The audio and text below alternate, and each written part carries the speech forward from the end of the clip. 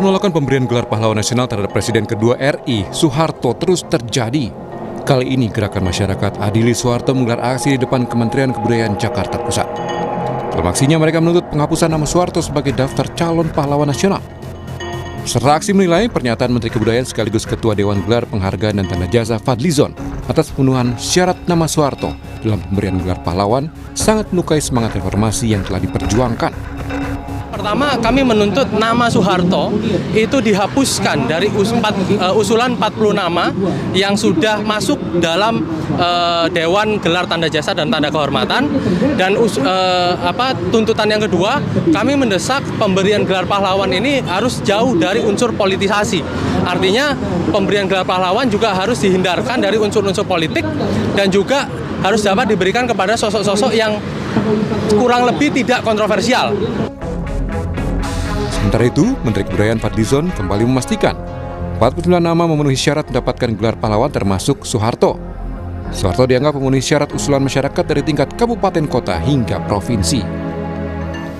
Ya, nanti kita lihat lah ya.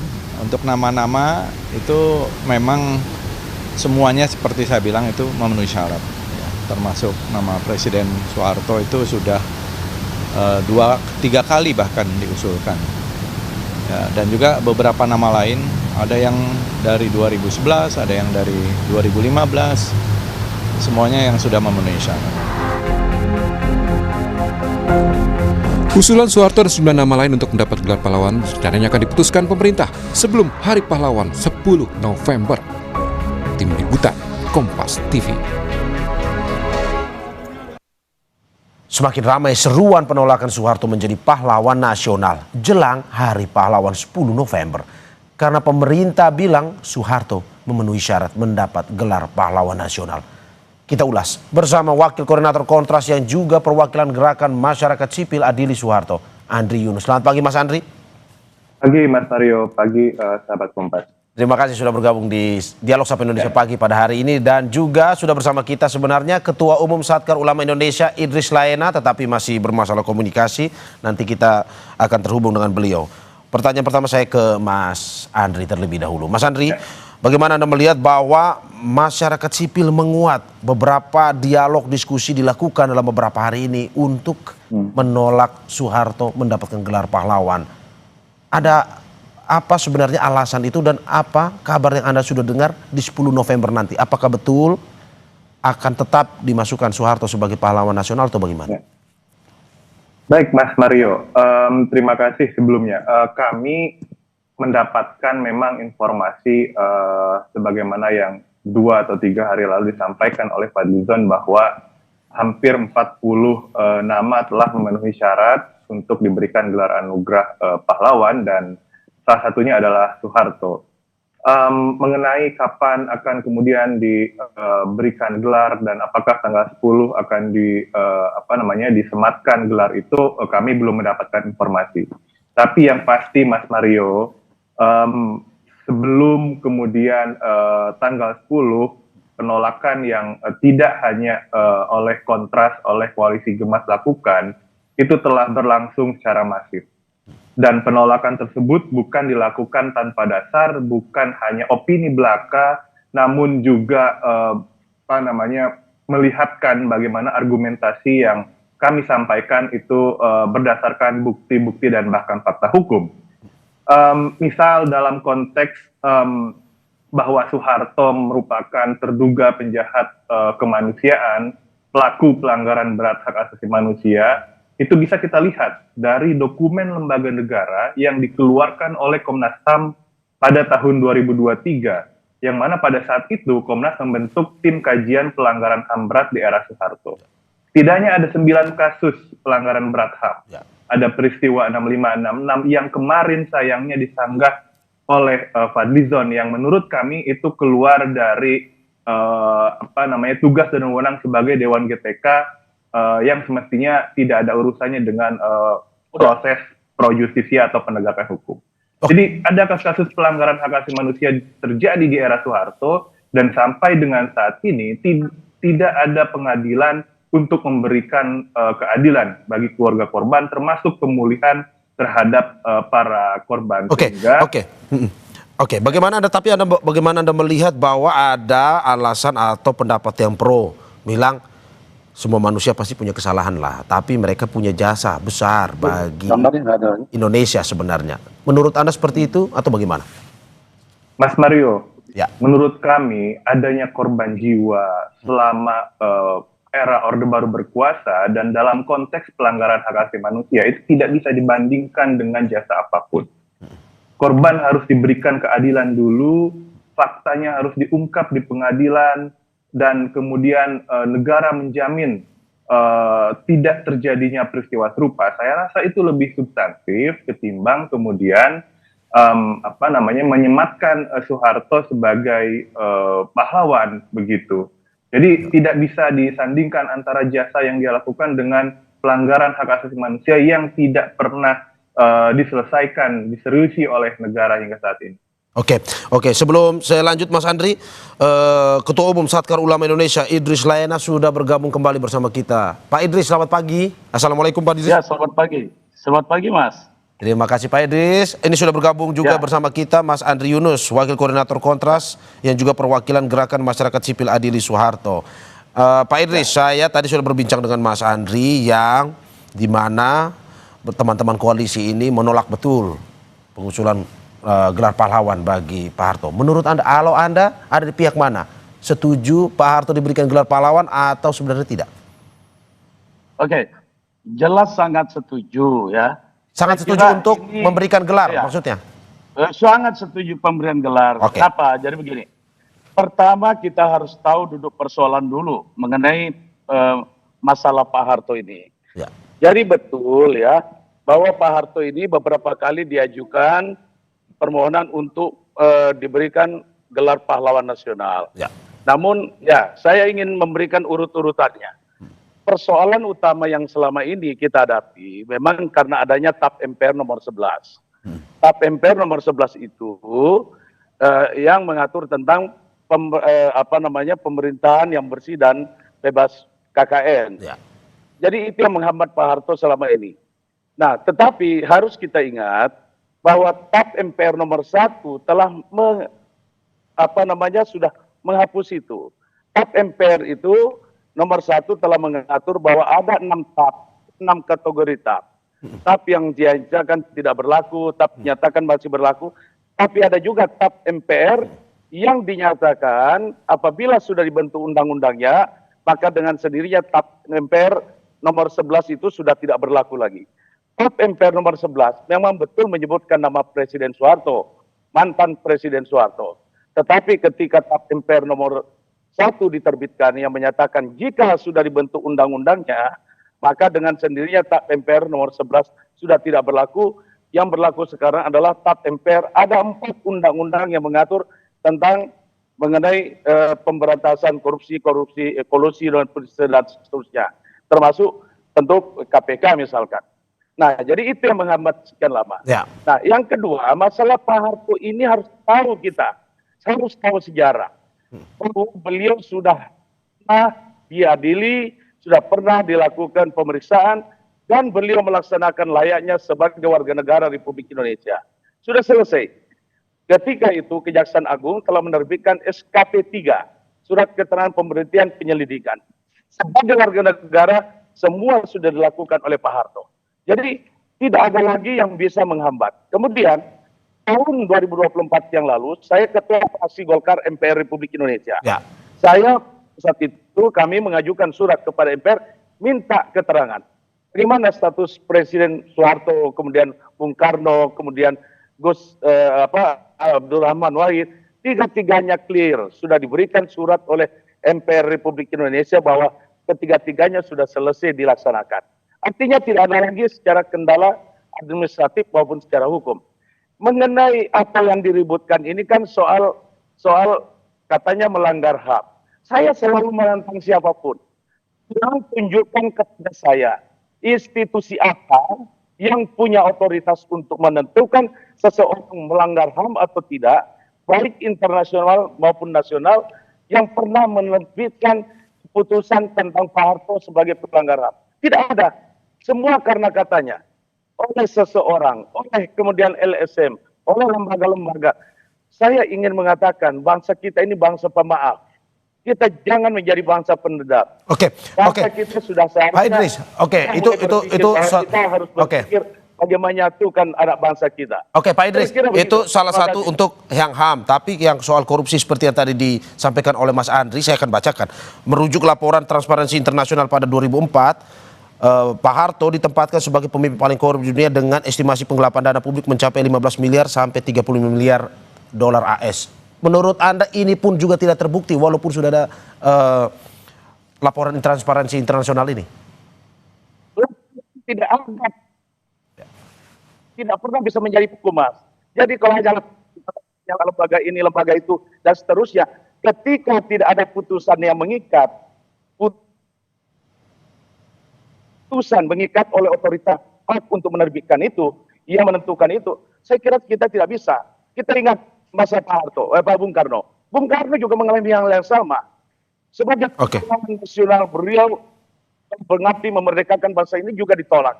Makanya rakyat itu menilai bahwa begini, ketika kita memberikan penghargaan kepada seseorang, kita tidak menghakimi.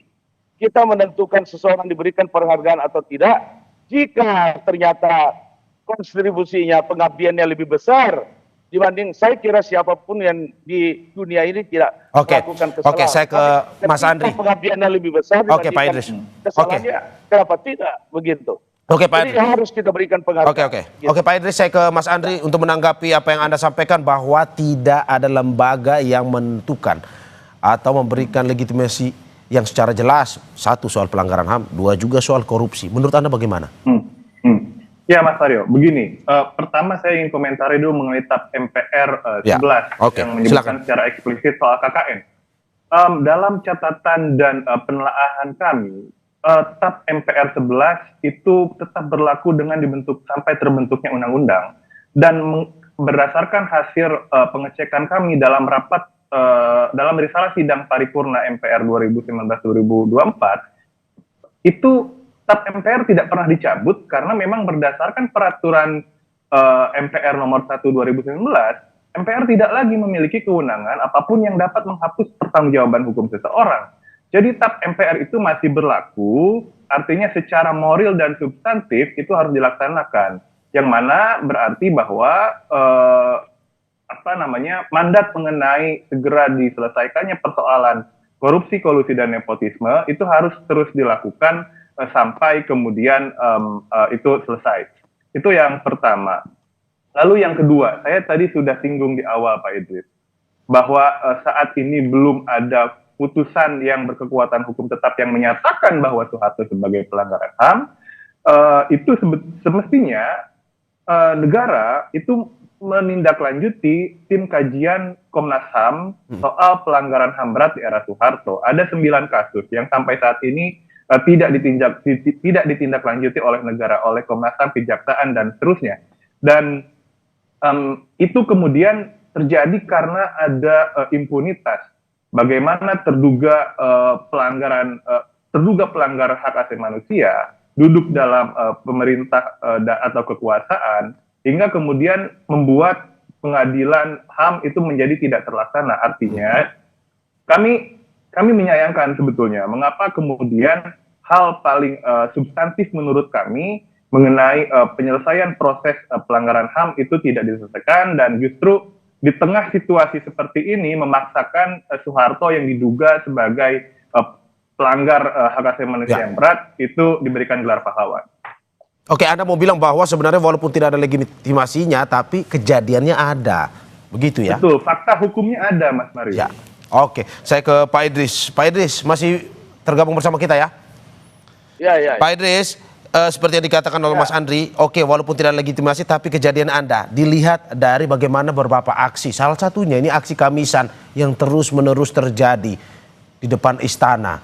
Karena merasa bahwa ya ini adalah salah satu pelanggaran HAM berat dan Pak Harto diminta untuk bertanggung jawab. Salah satu yang diminta untuk bertanggung jawab. Menurut Anda seperti apa?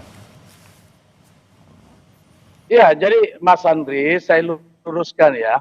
TAP MPR nomor 11 itu mengatur tentang pemerintahan yang bersih, bebas KKN. Di dalam TAP MPR nomor 1, tadi nomor MPR 11, Sekarang TAP MPR nomor 1 itu mengatur bahwa TAP MPR nomor 4 MPR berlaku sampai dengan terbentuknya undang-undang. Artinya ketika ada undang-undang sudah terbentuk, maka TAP MPR nomor 11 dengan sendirinya sudah tidak berlaku lagi. Kenapa?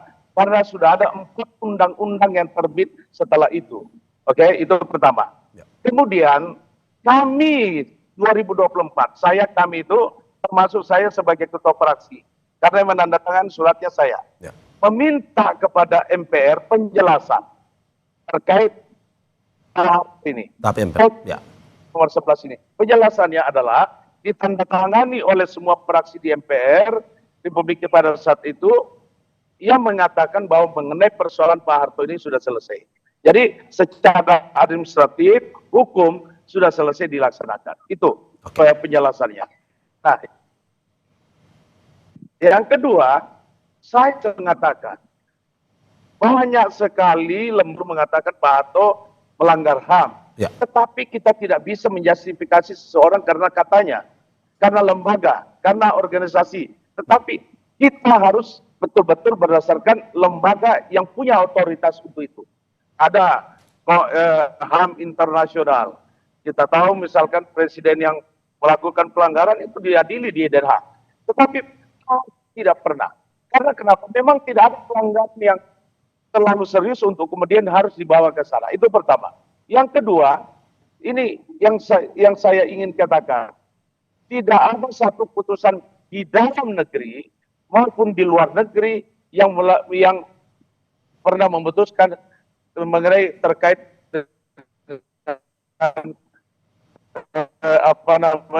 status sebagai pelanggar HAM. Jadi kita Oke, sepertinya masih ada masalah. Kita Oke, harus Pak Idris. menyatukan anak bangsa agar ke depan kita menjadi bangsa yang pemaham. Pak Idris, saya simpulkan aja. Pak Idris, berarti Anda mau bilang bahwa walaupun ada aksi-aksi yang terjadi, sudah lebih. Oke, Pak Idris, walaupun Anda mau bilang bahwa walaupun ada aksi-aksi yang terjadi selama ini, tapi selama belum ada legitimasinya, belum ada ini, tetap jangan katanya-katanya ya. Iya, aksi semuanya. Ya, aksi biasa saja. Banyak yang terjadi aksi-aksi. Tapi kalau kita melakukan misalkan, atau kita melakukan survei, saya kira rakyat Indonesia mengendaki Pak Harto jadi pahlawan nasional. Oke, saya ke Mas Andri. Mas Andri, bagaimana Anda bilang? Jangan katanya saja, harus ada yang memutuskan ini. Apa yang menguatkan Anda dari teman-teman di koalisi agar nantinya bisa ini dikuatkan seperti yang Anda dan teman-teman inginkan? Ya, satu, selain dokumen kajian tahun 2003 yang diterbitkan oleh Komnas HAM, kami dari Koalisi Gemas telah mengirimkan hampir 2.000 lembar bukti kejahatan kemanusiaan yang terjadi di era Soeharto. Itu kami sudah serahkan sejak pertengahan tahun lalu yang ditujukan kepada Kementerian Kebudayaan dan Fadlizon sebagai Ketua GTK. Tapi hal itu kemudian tidak direspon sampai saat ini. Yang kedua, ketika kemudian tadi Pak Idris bilang, ada dukungan atau survei publik penolakan Soeharto. Satu. Yang kedua, ada 500 individu dan organisasi masyarakat sipil yang mengirimkan surat desakan terbuka kepada Dewan GTK untuk membatalkan pemberian gelar pahlawan Soeharto. Bahkan seminggu terakhir, beberapa warga sipil mulai dari akademisi, gerakan perempuan, gerakan buruh, gerakan lingkungan, gerakan anti korupsi itu mengadakan kegiatan mulai dari konferensi pers hingga pengiriman surat terbuka terkait penolakan gelar pahlawan Soeharto, dan itu menunjukkan bagaimana masifnya publik berdasarkan isu yang mereka kerjakan itu bermuara pada satu poin penting bahwa Soeharto tidak hanya melakukan kejahatan terhadap HAM, namun juga melakukan penundukan terhadap gerakan perempuan, kemudian melakukan tindakan korupsi, melakukan kejahatan lingkungan, yang mana itu dilihat oleh berbagai lapisan masyarakat sipil. Ketika kemudian Soeharto diberikan sebagai gelar pahlawan, maka kejahatan-kejahatan itu dianggap tidak ada. Maka kejahatan-kejahatan itu dianggap diputihkan. Dan Soeharto jadi pahlawan adalah simbol impunitas paling sempurna. Dan oleh karena itu, kami tetap menolak Soeharto sebagai pahlawan.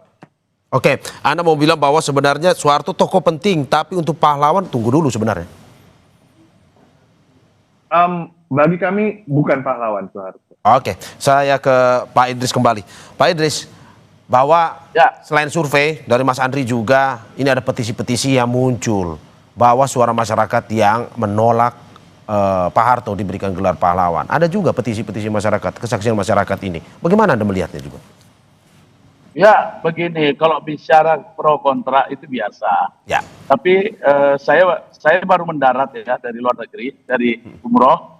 Ini saya baca banyak sekali lembaga-lembaga di Indonesia, termasuk Majelis Ulama Indonesia, Muhammadiyah, Nahdlatul Ulama yang telah menyatakan sangat mendukung pemberian penghargaan kepada Presiden Soeharto, termasuk lembaga kami. Laskar Ulama Indonesia itu jutaan orang yang menjadi anggotanya. Jadi kalau kita mau bicara begitu, petisi segala macam, saya kira tidak apa-apa. Itu kita menghargai setiap demokrasi, negara kita demokrasi, negara demokrasi. Tetapi kemudian kita berikanlah kepada pemerintah untuk berpikir secara jernih bahwa ketika akan memberikan penghargaan kepada anak bangsa, ya intinya bagaimana kita menyatukan bangsa kita ke depan, menjadi bangsa yang pemaaf. Tidak ada dendam bersejarah, karena kalau semua mau diungkit, saya kira banyak sekali persoalan. Tetapi rakyat kita, bangsa yang pemaaf. Begitu.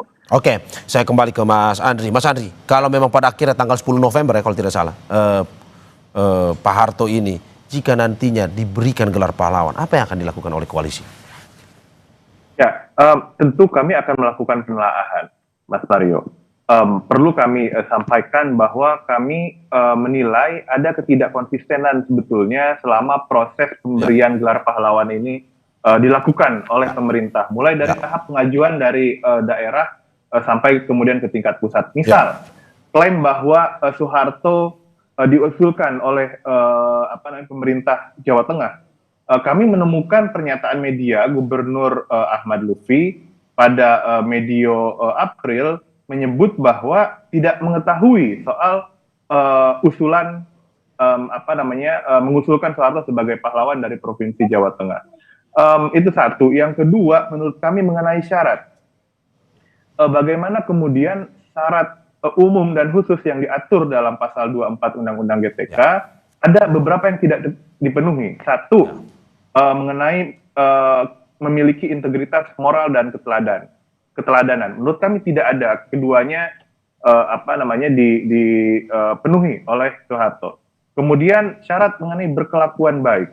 Kita tahu bahwa selama 32 tahun era Orde Baru banyak sekali menunjukkan dan menggunakan politik kekerasan yang represi dan menggunakan pendekatan keamanan melalui angkatan bersenjatanya. Saya rasa itu tidak mencerminkan bagaimana kemudian Soeharto memiliki integritas moral dan keteladanan, termasuk juga berkelakuan baik. Jadi dari hal itu kami menilai dan mengkaji ada beberapa hal yang kemudian menyalahi prosedur dan bahkan tidak memenuhi syarat. Ada hak bagi warga negara untuk kemudian menggunakan langkah-langkah hukum sebagai mekanisme komplain, tapi kami menekankan bahwa hak untuk komplain itu tidak perlu kami gunakan sepanjang negara seperti yang Dewan GTK tidak memaksakan Soeharto menjadi pahlawan. Itu, Mas Mario. Saya terakhir ke Pak Idris. Pak Idris, closing statementnya terkait dengan pemberian gelar pahlawan ini 10 November kabarnya akan dilakukan.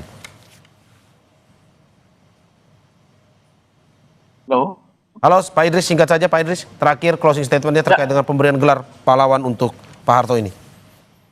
Ya, saya kira kita semua rakyat Indonesia tentu harus berpikir jernih. Saya selalu katakan, inilah saatnya kita bersatu, membangun bangsa kita yang lebih yang penuh kerukunan. Tadi saya katakan lupakan dendam-dendam sejarah.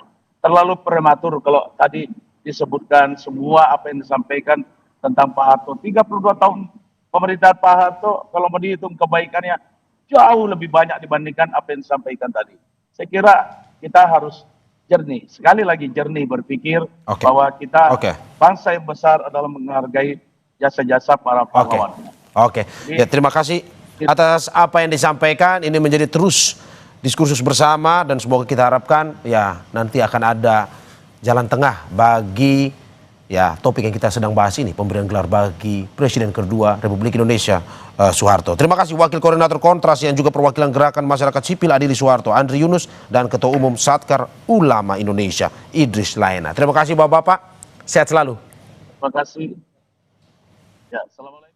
Saudara jangan kemana-mana.